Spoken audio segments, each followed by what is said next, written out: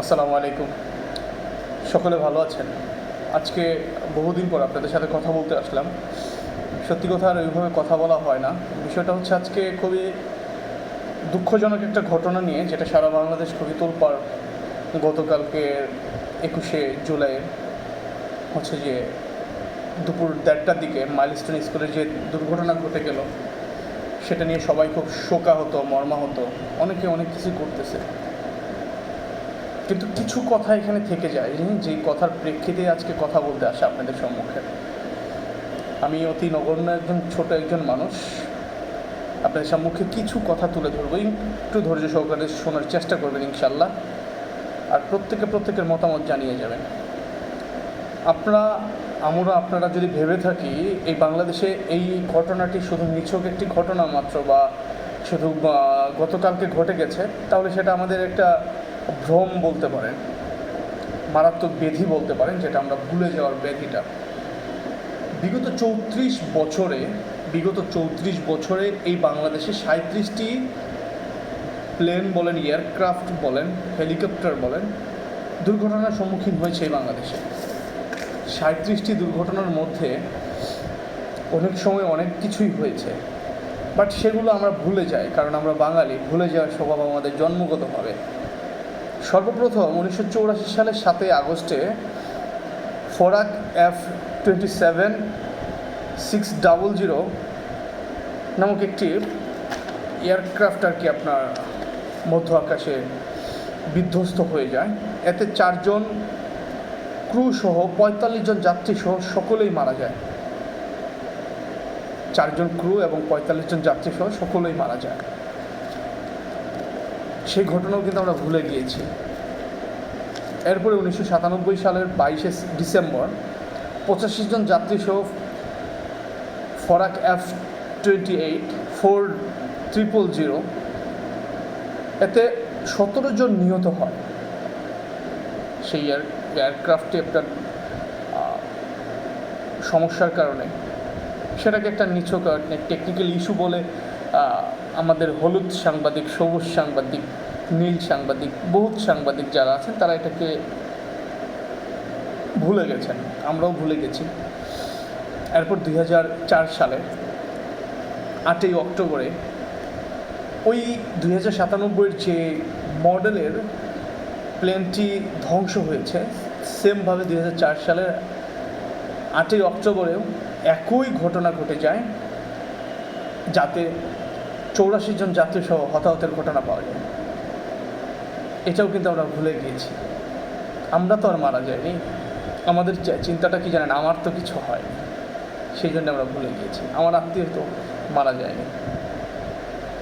ঠিক তার ধারাবাহিকতায় 2015 সালের 9 মার্চ কক্সবাজারে একটি প্রশিক্ষণকালীন সময়ে প্লেন বিধ্বস্ত হয়ে 3 জন মারা যায়। 2018 সালের 12ই মার্চে 50 জন লোক হতাহত ঘটে যায়। বিগত বছরে কক্সবাজারে সেমভাবে একজন পাইলটের মৃত্যু হয় এবং 3 জন ক্রুর মৃত্যু হয়, যার ঘটনার পুনরাবৃত্তি আমরা গতকালকে দেখলাম। এখন হচ্ছে কিছু কথা, যেটা কালকে যে প্লেনটি ক্র্যাশ করেছে,